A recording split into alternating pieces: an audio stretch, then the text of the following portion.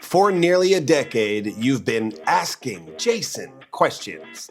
But did anyone think to fact check this guy? This is the Audit Jason Show.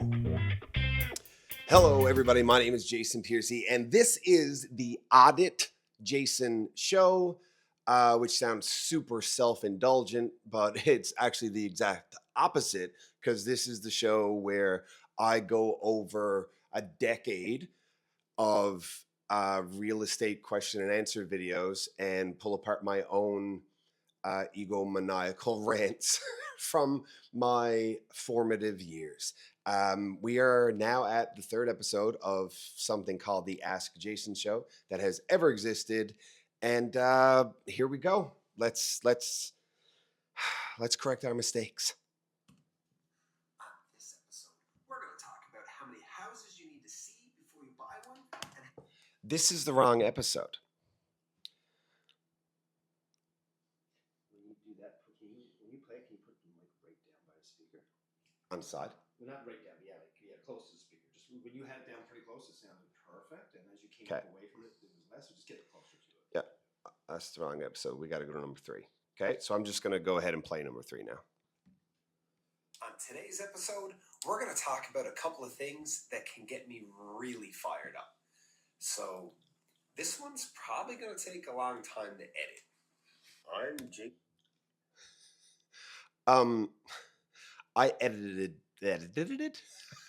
All of them myself. They all took a long time to edit, and none of them look like they were edited at all. So first things first, get over yourself, bro.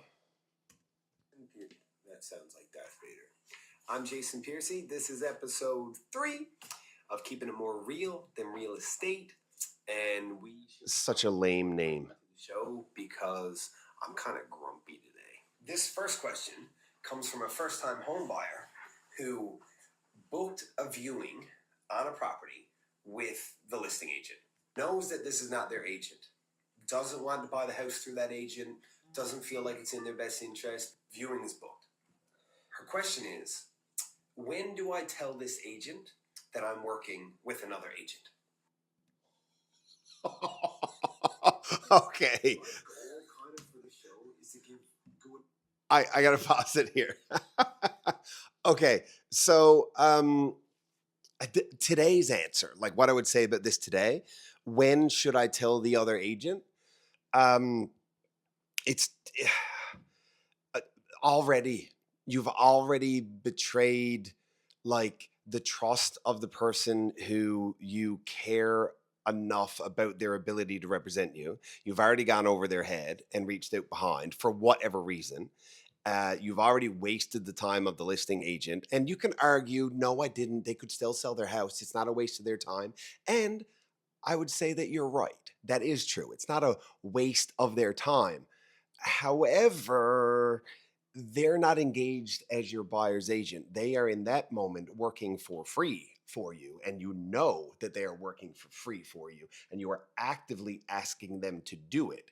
And if I went into your place of work and said, hey, Mr. Mechanic, I need my winter tires taken off and my summers put back on, but I'm not going to pay you for it because I also have to go fill up gas later, and I'm only going to pay for the gas. I'm not entirely sure that analogy makes sense, but it's already too late. It's too late. You've already done it. And not only have you irritated the listing agent, you've possibly irritated your buyer's agent, because now your buyer's agent needs to contend with this. They need to handle this situation. And because you want to buy a house that they've never been in. So if they aren't totally terrible at the job, the first thing they need to do is go look at the thing, and then they're going to write the offer, and then the listing agent is going to see your name on the damn thing, and they'll be like, I showed that house to them, and now it's a fight. So it needs to be handled up front. Immediately is the answer. You need to have the conversation immediately. This is like the whole ancient proverb, the best time to plant a tree is 20 years ago. The second best time is now. You should have told him before. The second best time is now. And I think I probably just rant on some foolishness here now. So maybe we'll skip ahead a bit to stuff that matters. Advice, which is your future, your family, and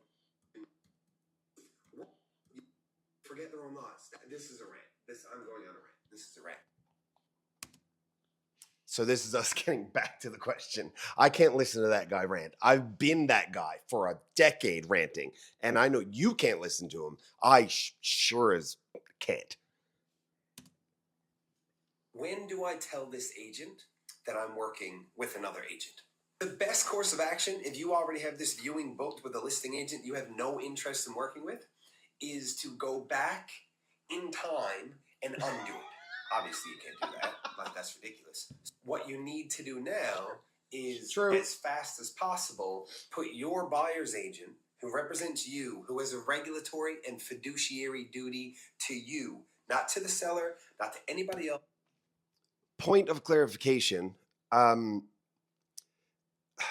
Regulatory and fiduciary duties are formal terms that have formal definitions under the Real Estate Trading Act and under contract law and under the policies and procedures and code of ethics of the Canadian Real Estate Association and locally the Newfoundland and Labrador Association of Realtors. They're words that have formal definitions.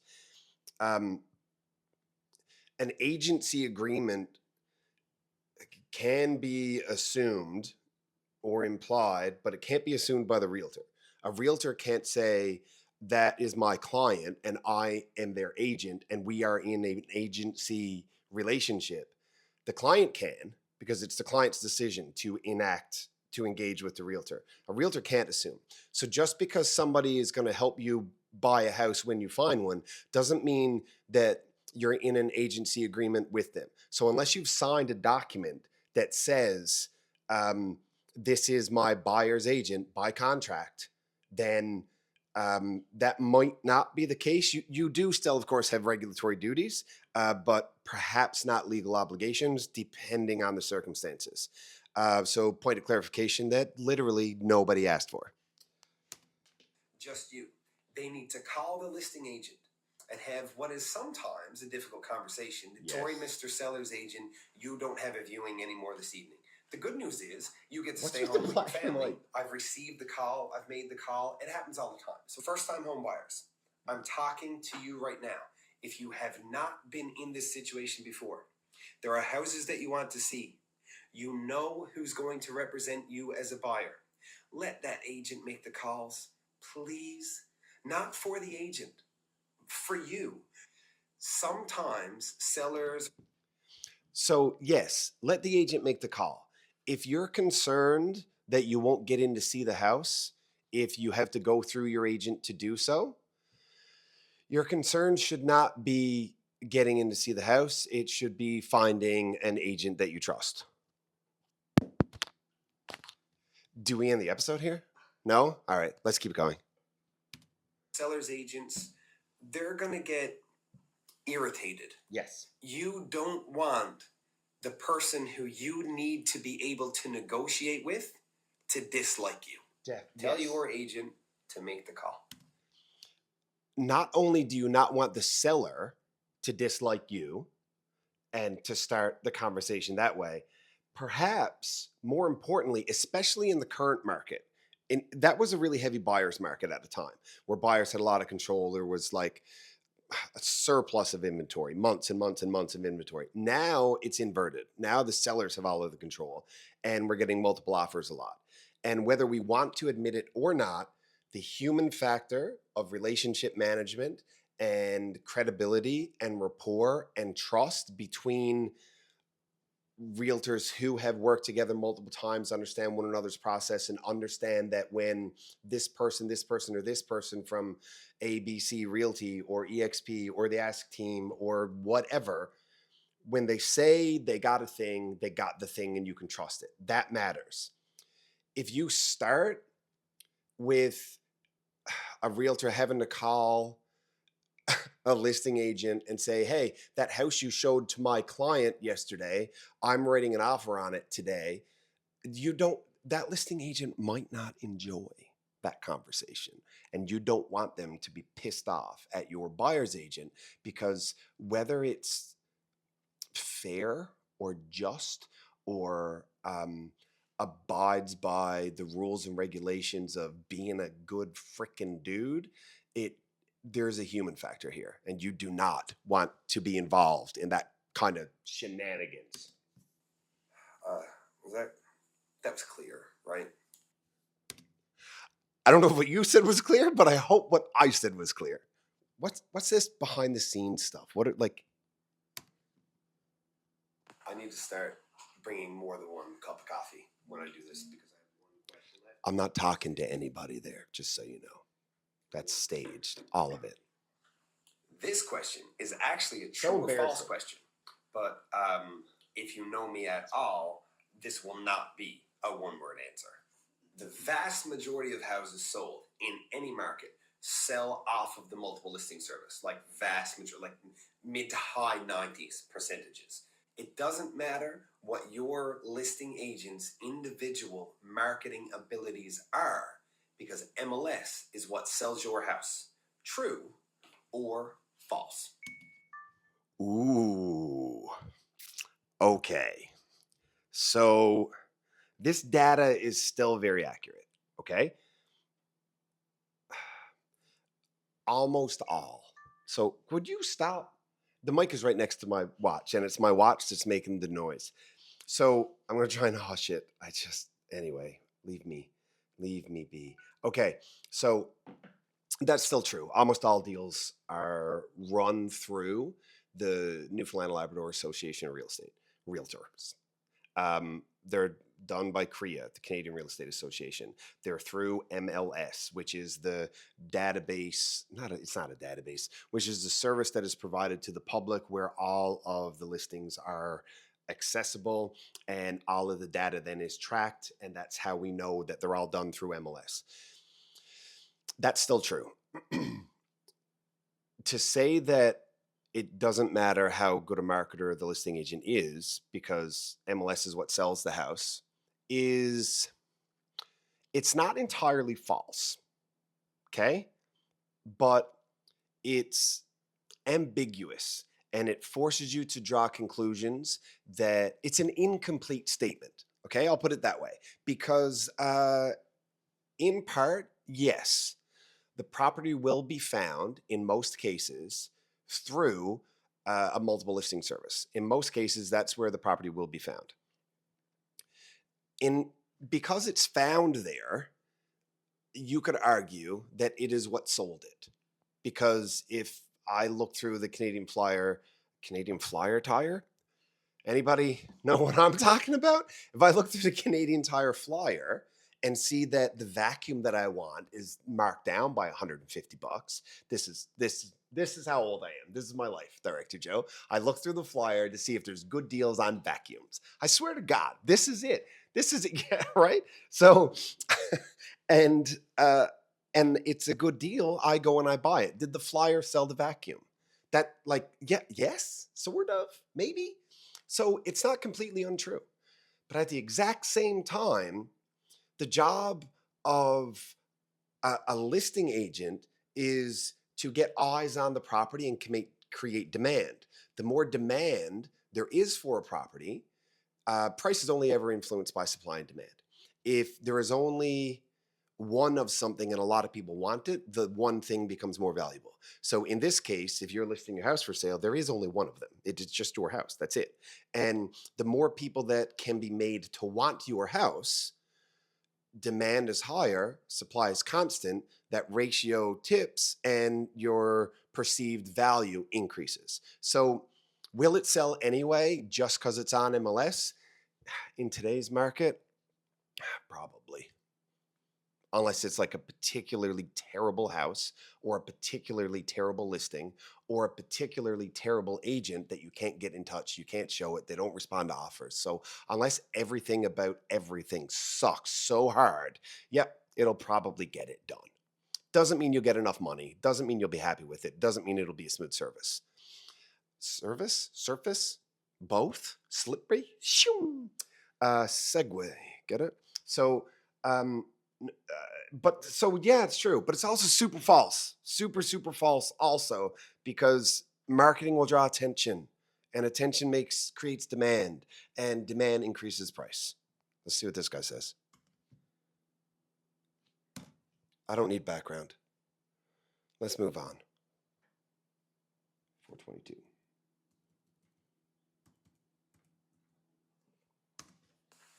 To make a claim that an individual listing agent's marketing abilities or skill sets don't impact how likely it is that that house sells is ludicrous. Like, it's ridiculous. It doesn't add up at all. Of course it does. That's insane. I just realized I never even answered the question yet. It's false. It's really, really false. Like, so false. True. No. Yeah, okay, it's false. I can't imagine I didn't go further into it. Like I must have gone further into it. So now I'm going to skip ahead here to like the next section that you said we should look at. People to raise their hand. That's what marketing is. Anybody can hire a sign guy with the same sign as everybody else that's in their brokerage to stick into a wooden stake on your darn lawn. Close call. So that somebody who drives by might coincidentally see it and call you to come have a look at it. Anybody can do that. Marketing is about understanding how to target people who are going to be interested. This is what I said. Like if you want to sell a condo, this is what I said. That's in a 55 plus community, you have to market that property. You have to target people who are interested in what you have to offer. So you need to know how to reach that demographic. Yes, still true. Now, I'm not going to tell you how I would reach that demographic. Whoa, okay, hold on now. That's the antithesis of like the whole concept that the show evolved into. To be like, hey, I got an idea, I got a secret, and I'm not going to tell you. This is why it's audit, because that, right? Because I do not believe in that, and I don't recall a time when I did. So rewind it. You want to hear it again? That demographic. Now, I'm not going to tell you how I would reach that demographic. Well, actually, you know what? This is about advice. Yeah, I will tell you how I would reach that demographic. You can do that on Facebook. Like, I can go to Facebook with your house, and I can send it to only people who are in this price range based on their annual income and based on their net worth. Seniors are on Facebook. It's 2016, people. Damn it. Now they're all that's on Facebook. This is so funny. I mean, the information is accurate, but if I was saying it today, I mean, I might say, no, 55 plus people are on TikTok, right? It's not Musical.ly anymore. Do you even know that that's what? I don't know if everybody knows that. And based on their age, I can target them directly with your condo for 55 plus people. Yes. That's marketing. Boom! He dropped the mic too. That's marketing. See? I'm down with that. That was good.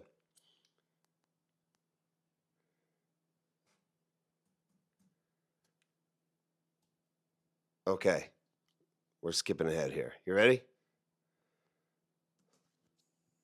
Okay, so that's it. 2 questions, and to be honest, I'm kind of glad for it because I'm at a coffee and I'm really tired. My little girl woke up last night. I didn't sleep very well, but yeah, this guy thought he had problems. Dude, like, look at his face. Like, he thinks life is hard. You poor sap. You have no idea what this world is going to do to you. No, give it 5 years, buddy. You just wait. It's going to be smashing. On today's episode. Oh, that's the next one. That's for another time. So, black and white thing there at the end where I'm talking to the camera, talking about it, the shirt makes me look fat. That's That is awful. Well, it's really lame. It's cringy. But in addition to being lame and cringy, um, it's also an attempt at manufacturing authenticity. Like, can you name something less authentic than manufactured authenticity by but it's just it's like they're antonyms. Like that isn't even, it does not work. So no to that last part. To the rest of it, I mean, mostly I think I was right. I wouldn't deliver it the same way now as I did then, but the core principles are there. Tell the truth always if you want to look at houses. And I don't even remember what the second question was now. It was like 10 seconds ago. Still squirmy, still ADHD, still too much coffee, but way more transparent, way more authentic, and none of it's manufactured. So thank you for watching. Hope you had fun, and we will see you next time.